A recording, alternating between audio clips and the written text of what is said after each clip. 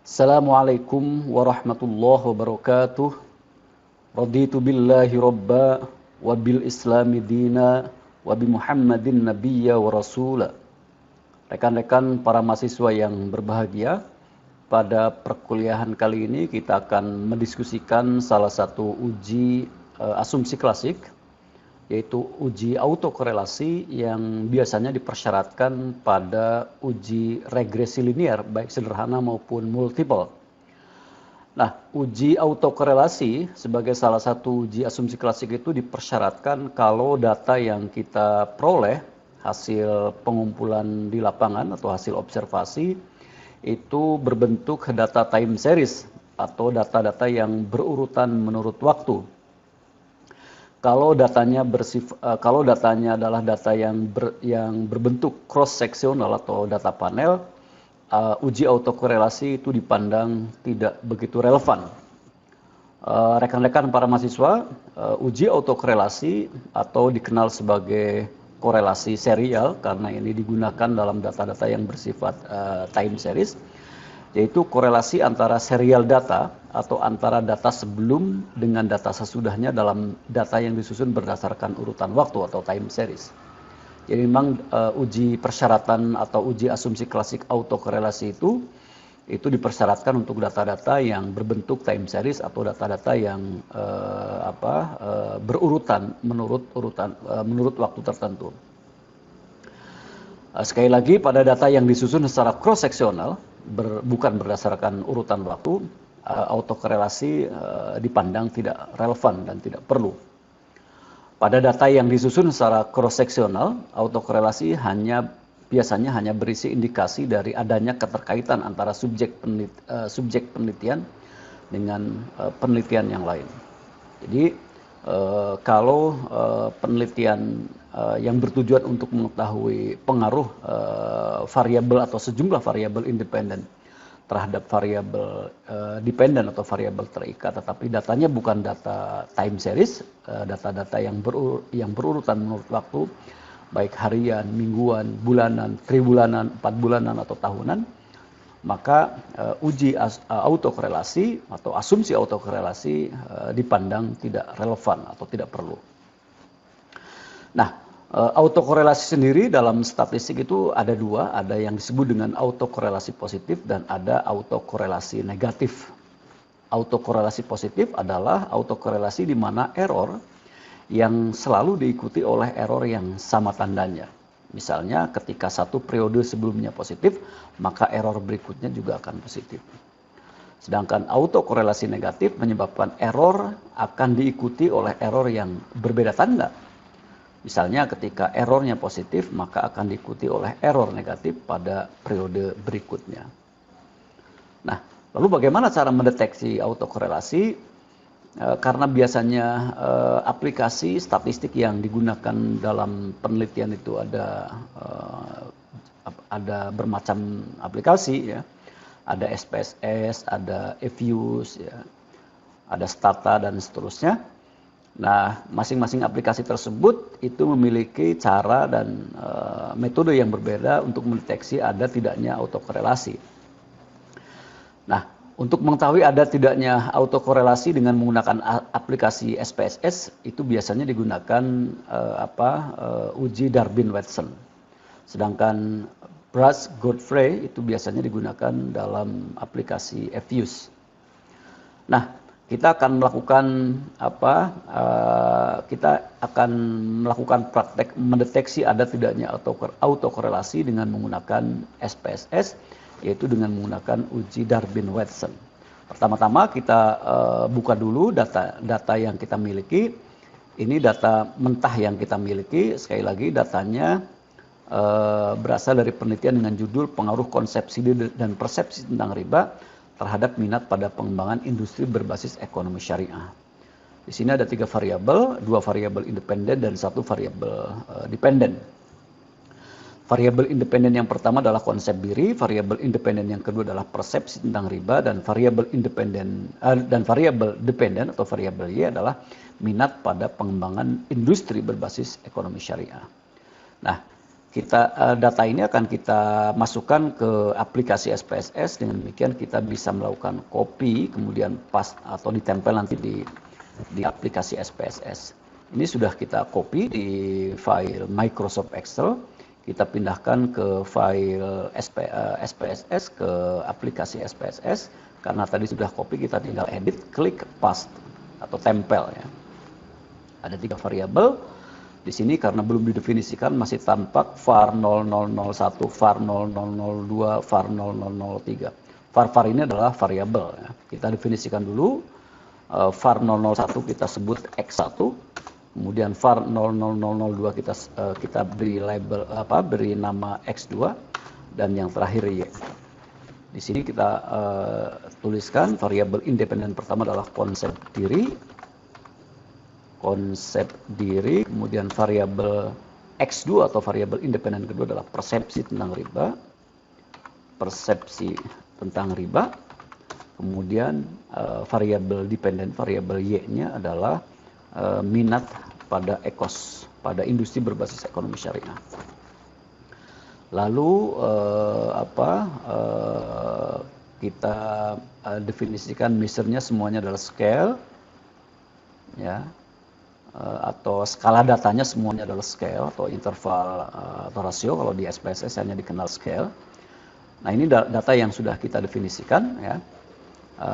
Kita akan melakukan uji Darwin-Watson untuk mengetahui apakah ada indikasi autokorelasi atau tidak. Namun sebelumnya perlu disebutkan dulu bahwa untuk mendeteksi ada tidaknya autokorelasi dengan Darwin-Watson itu ada beberapa dasar yang digunakan untuk menyimpulkan. Yang pertama, dasar untuk menyimpulkan ada tidaknya autokorelasi positif, yaitu jika nilai Darwin-Watson lebih kecil dari DL itu singkatan dari Darwin-Watson lower, maka terdapat autokorelasi positif. Jika nilai Darwin-Watson atau DW lebih besar dari DU atau Darwin-Watson upper, maka tidak terdapat autokorelasi positif. Jika DL, ya, Darwin lower, lebih kecil dari Darwin-Watson hitung dan lebih kecil dari Darwin-Watson upper atau DU, maka pengujian tidak meyakinkan atau tidak dapat disimpulkan. Itu pedoman untuk mendeteksi ada tidaknya autokorelasi positif. Sementara pedoman untuk mendeteksi ada tidaknya autokorelasi negatif, yang pertama, jika 4 dikurangi Darwin-Watson lebih kecil dari Darwin-Watson lower, maka terdapat autokorelasi negatif. Jika 4 dikurangi Darwin-Watson hitung lebih besar dari DU ya, atau Darwin-Watson upper, maka tidak terdapat autokorelasi negatif. Jika DL atau Darwin-Watson lower lebih kecil dari 4 min DW ya, hasil perhitungan, dan lebih kecil dari DU atau Darwin-Watson upper, maka pengujian tidak meyakinkan atau tidak dapat disimpulkan. Ini pedoman untuk mengambil kesimpulan ada tidaknya autokorelasi baik yang positif maupun yang negatif. Nah, dari SPSS yang sudah kita input dan sudah kita definisikan, kita langsung saja klik analyze, pilih regression, pilih linear, lalu minat variabel Y sebagai variabel terikat kita masukkan ke kotak dependent, ya. Lalu variabel independen yang pertama yaitu X1 atau konsep diri, dan variabel independen kedua X2 yaitu persepsi tentang riba, kita masukkan dua-duanya ke kotak independen. Lalu kita pilih statistik, estimate, ada model fit. Di sini ada Darwin-Watson. Ini harus di checklist ya, karena ini adalah yang kita cari. Lanjutkan, continue. Kalau sudah itu kita langsung saja klik OK. Nah, ini adalah output dari uji regresi dalam rangka mencari nilai Darwin-Watson. abaikan tabel-tabel outputnya, kita hanya menggunakan tabel dalam rangka uji Darwin-Watson ini, kita hanya menggunakan tabel yang kedua, yaitu tabel model summary. Di sini kita peroleh nilai Darwin-Watson adalah 1,064 ya, 1,064. Ini outputnya ya, Darwin-Watson-nya kita pindahkan ke sini. Nah, output uji autokorelasi Darwin-Watson ini tabelnya pada awalnya seperti ini, tapi karena terlalu lebar, kita ubah tabelnya menjadi lebih ada proses transpose dari kolom dan baris. Caranya kalau ingin melakukan transpose, klik kanan di sini di atas tabel yang akan kita ubah, lalu edit content, lalu klik in viewer ya. Lalu tunggu, lalu di atas ada pivot ya, ada pivot, klik pivot, lalu klik transpose row and column. Nah, kalau sudah ditranspose berbentuknya menjadi seperti ini. Jadi kalau dimasukkan ke lembar kerja Microsoft Word maupun di PowerPoint itu lebih simple. Kita sudah masukkan ke sini. Ini adalah model summary dalam rangka mencari nilai Darwin-Watson. Dari uji regresi linear berganda dengan dua variabel independen, variabel konsep diri dan variabel persepsi tentang riba, dan satu variabel dependen dengan jumlah sampel ada 53, didapatkan hasil nilai Darwin-Watson hitung atau DW hitung sama dengan 1,064. Nah, sekali lagi variabelnya ada 3 ya, 2 variabel independen dan 1 variabel dependen, dan sampelnya ada 53. Angka-angka tersebut ya, jumlah variabel dan jumlah sampel itu nanti kita gunakan untuk membaca tabel Darwin-Watson, untuk membaca tabel DW ya. Di sini kita sudah memperoleh nilai DW hitung atau Darwin-Watson hasil perhitungan yaitu 1,064. Nanti kita akan bandingkan dengan tabel Darwin-Watson. Tabelnya sudah saya siapkan, tapi harus kita cari dulu ya. Darwin di sini sudah ada di komputer saya. Tabel Darwin, sebentar. Nah, ini tabelnya. Tadi kita sudah tabelnya kita menggunakan yang alpha 0,05 ya. Ini tabel di sini. Kalau yang ini adalah yang Darwin-Watson statistics 1% significant. Ini artinya adalah yang alpanya 0,01. Kita menggunakan yang alpanya 0,05, yaitu yang ini.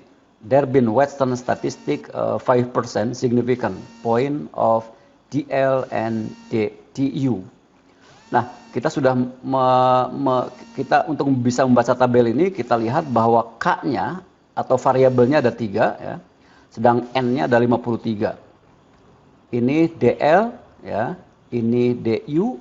DL itu sekali lagi singkatan dari Darwin-Watson lower, sedangkan DU singkatan dari Darwin-Watson upper.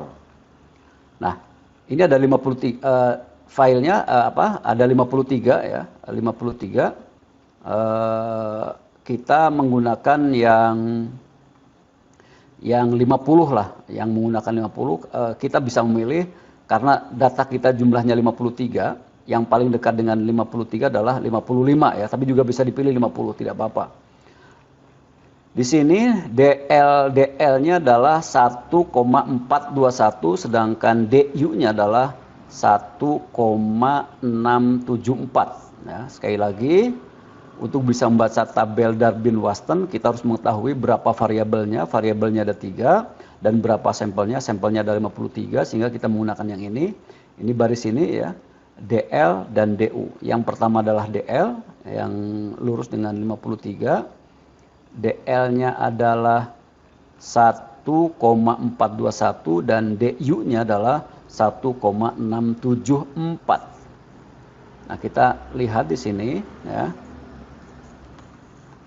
Jumlah sampelnya ada 53, K-nya adalah jumlah variabel, DL adalah batas bawah Darwin-Weston, dan seterusnya. Nilai T adalah 53, ya, T atau jumlah sampel, K-nya adalah 3. Selanjutnya kita akan melihat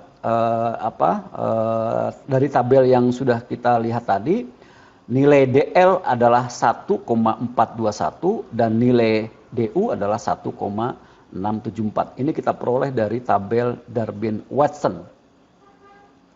Ya, pada contoh di atas nilai Darwin-Watson adalah hasil perhitungannya ya adalah 1,64 yang tadi 1,4 yang ini ya 1,064. Kemudian sedangkan nilai 4 min Darwin-Watson-nya 4 dikurangi 1,064 sama dengan 2,936. Ini nanti untuk melihat apakah ada autokorelasi negatif atau tidak. Kita lanjutkan.